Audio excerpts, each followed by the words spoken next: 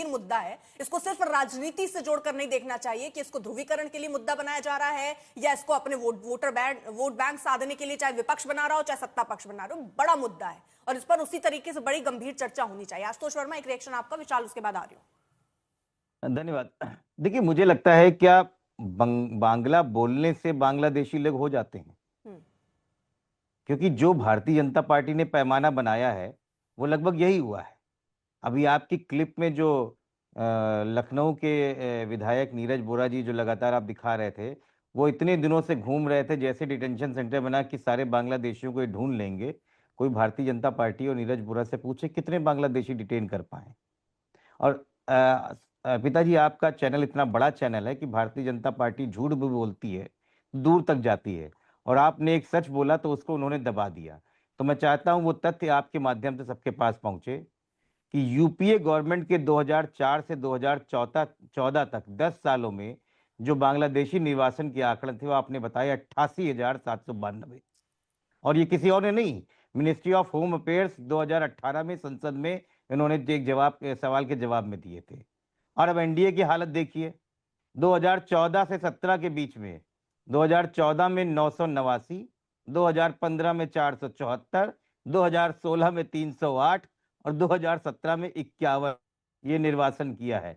1822, उसके बाद 23 और 24 में 2321, जिसमें 411 खाली बांग्लादेशी थे। अभी 2025 में मई से जुलाई के बीच में 1200 प्लस गुजरात और आसाम से डिटेन किए गए हैं, निर्वासन नहीं है, और वो भी पुशबैक टेक्निक से, जो अनौपचारिक तरीके से पुलिस पकड़ती है और वापस भेज देती है। इनके हाथ में अभी ठीक से 5000 लोग भी नहीं आए हैं, लेकिन बातें बता रहे हैं कि बहुत बड़ा काम कर दिया है। अरे कम से कम यूपीए सरकार से सीख लेते, जो 88,000 उन्होंने हर 10 सालों में किए हैं, और आप 8,000 नहीं कर पा रहे हो। तो राजनीतिक चश्मा दिखाने के लिए प्रवक्ताओं को भेजा जाता है कि बांग्लादेशी हैं, बाहर कर देंगे, फलाना कर देंगे, धमाका कर देंगे। कुछ नहीं कर सकते हैं। दिल्ली में इनकी सरकार है, केंद्र में इनकी सरकार है। दिल्ली में ही आपके वसंत कुंज में जाइए जरा, जय हिंद कॉलोनी में 40 साल से कॉलोनी में वहां बांग्ला भाषित लोग रह रहे हैं। एक भाजपा का नेता उनको रोहिंग्या कह के चला आता है, एक भाजपा का नेता उनको बांग्लादेशी कह देता है। लेकिन स्थितियां देख लीजिए, आप भी फोटो दिखा रही हैं, न लाइट है, न पानी है, न सीवर है, न कुछ है। यह हिस्सा तो दिल्ली का है ना, यह हिस्सा तो भारत का है।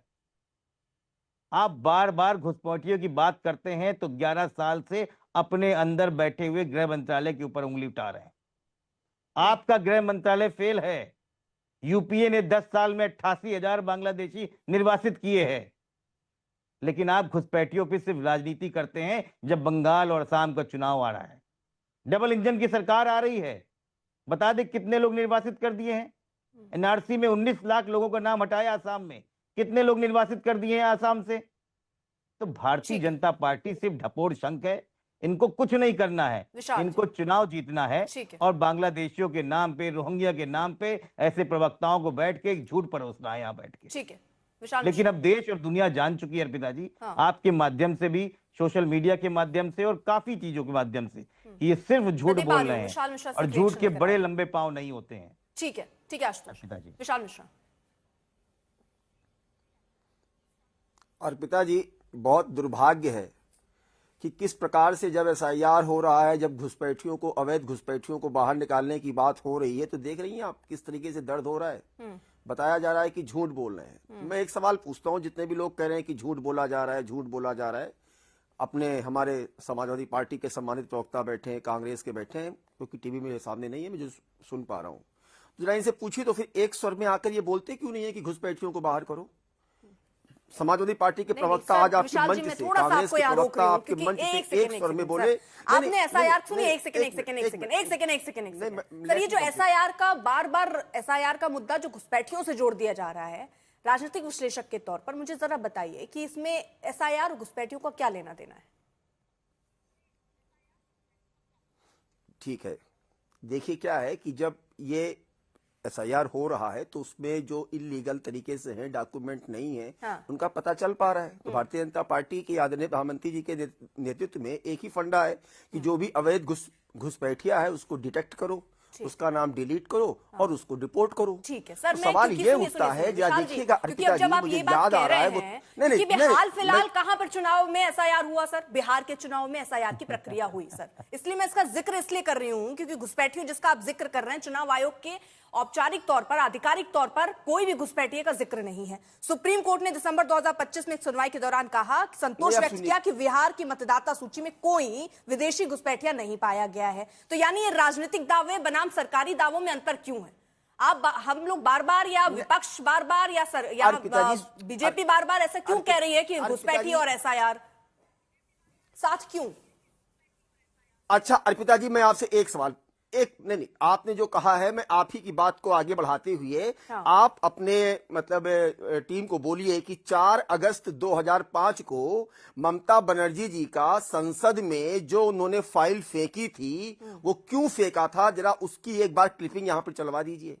उसमें उन्होंने इसलिए फेंका था क्योंकि वो संसद में अवैध घुसपैठियों बांग्लादेशियों को निकालने की बात पर चर्चा करवाना चाह रही थी और चर्चा नहीं हो रही थी, तो उस गुस्से में उन्होंने वो फाइल फेंकी थी। सवाल ये उठता है कि 4 अगस्त 2005 को ऐसा बयान देने वाले और ऐसी हरकत संसद में करने वाले की जो है चर्चा नहीं हो रही है, फाइल फेंक दिया, आज उन्हीं को लेकर क्यों इतना जो है प्यार उमड़ रहा है? नहीं, आप सीधे कहिए ना कि यहाँ निकालिए, मैं ये पूछ लूंगी घुसपैठियों को लेकर वाकई प्यार क्यों है? अगर कोई घुसपैठिया है और देश में रह रहा है, यहाँ के संसाधनों को क्यों उपयोग कर रहा है? मैं एसआईआर घुसपैठी, क्योंकि सर देखिए एसआईआर की जो प्रक्रिया है बिहार में अभी हुई है, उसमें कहीं इसका जिक्र नहीं है, कोई ऐसा डेटा नहीं है कि घुसपैठी निकाले गए, विदेशी नागरिक निकाले गए। यही बार बार कहा जा रहा था ना कि घुसपैठियों को बाहर कर देंगे, एसआईआर की प्रक्रिया से तो बाहर कर नहीं पाए, तो इसको फिर आप क्यों जोड़ रहे हैं? अरे अर्पिता, आप बोलने नहीं दे रही हैं। मैं कह रहा हूं कि जब होगा तो जब यदि होगा तो सामने आएगा, और बिहार में तो सर, बिहार में तो सामने आ गया, तभी तो मैं पूछ रही हूं होगा, आपसे। सामने आएगा और सामने अब बिहार,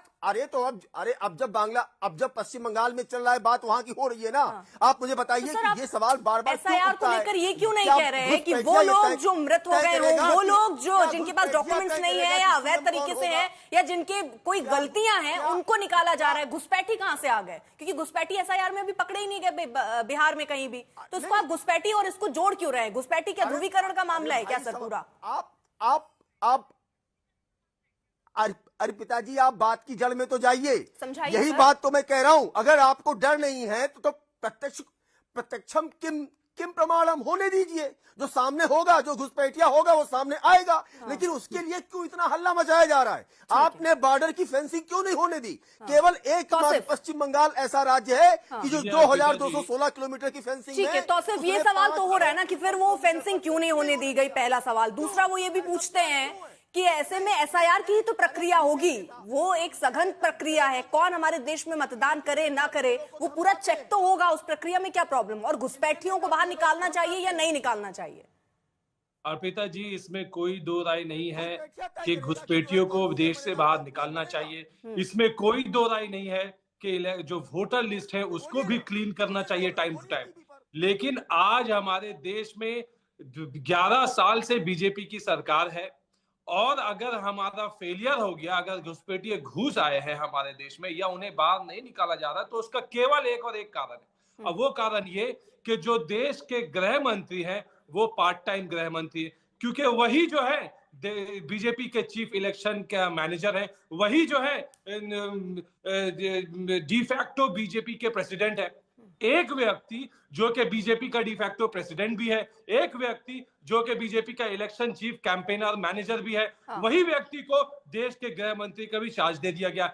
ऐसे करके देश नहीं चलते अर्पिता जी। अगर बीजेपी के पास में क्या लोगों की कमी है? हमारे एक एक व्यक्ति को 4-5 पोर्टफोलियो दे दिया जाता है। अगर फुल टाइम गृह मंत्री हमारे देश के रहे, अमित शाह जी को आप बीजेपी के प्रेसिडेंट वो रह गए, वापस वो नहीं रह सकते, इसलिए वो डिफैक्टो प्रेसिडेंट बने रहते।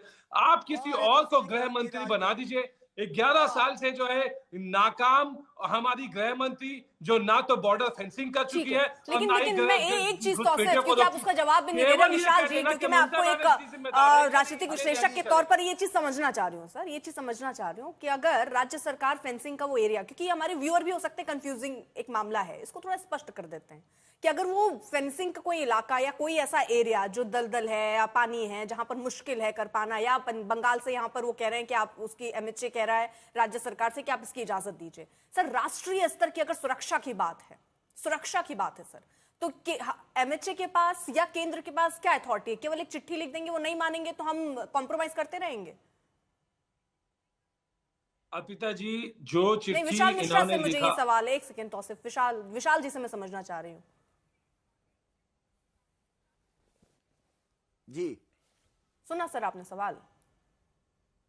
अर्पिता जी हाँ सुन लिया। अब हाँ। अर्पिता जी आप बताइए, देखिए क्या है ना कि जो गृह मंत्रालय के अंडर में है वो है काम है फेंसिंग कराना। अच्छा। लेकिन उसके लिए राज्य सरकार जिसकी सीमा में मतलब जिसके जो है क्षेत्र में वो बॉर्डर आता है, हाँ। तो वहां पे राज्य सरकार का भी कोऑपरेशन जरूरी है। सवाल यही तो मैं पूछ रहा हूं कि त्रिपुरा ने करवा दिया, असम ने करवा दिया, पंजाब ने करवा दिया, अगर राज्य नहीं करता है तो राष्ट्रीय सुरक्षा में कोई और तरीका नहीं है, राज्य पे ही हम डिपेंडेंसी रहेगी। मैं थोड़ा क्लियर समझना चाहती हूँ सर, ये मैं वाकई समझना चाहती हूँ। नहीं, देखिए ये है फेडरल। देखिए ये क्या है, ये जो बॉर्डर है वो बॉर्डर उस पर्टिकुलर जिस राज्य में आ रहा है उस राज्य की सरकार की सहभागिता होना जरूरी है। जब एक्सट्रीम केस हो जाएगा तो सीधी सी बात है कि केंद्र सरकार को अपना जो है डिस्क्रिशनरी पावर यूज करना पड़ेगा। लेकिन चूंकि हमारे यहाँ फेडरल सेटअप है, इस नाते ये राज्य सरकार की भी जिम्मेदारी बनती है। इनसे पूछिए ना कि ये किस वोट के तुष्टीकरण की ये इनकी विक्षिप्तता हो चुकी है कि तुष्टीकरण की राजनीति की चरम अवस्था तो देखिए। आरोप है, एक तरफ बीजेपी के लिए कहा जाता है कि वो ध्रुवीकरण कर रहे हैं और यहाँ पर तुष्टीकरण की राजनीति टीएमसी और कांग्रेस पार्टी में आरोप लगते रहते हैं।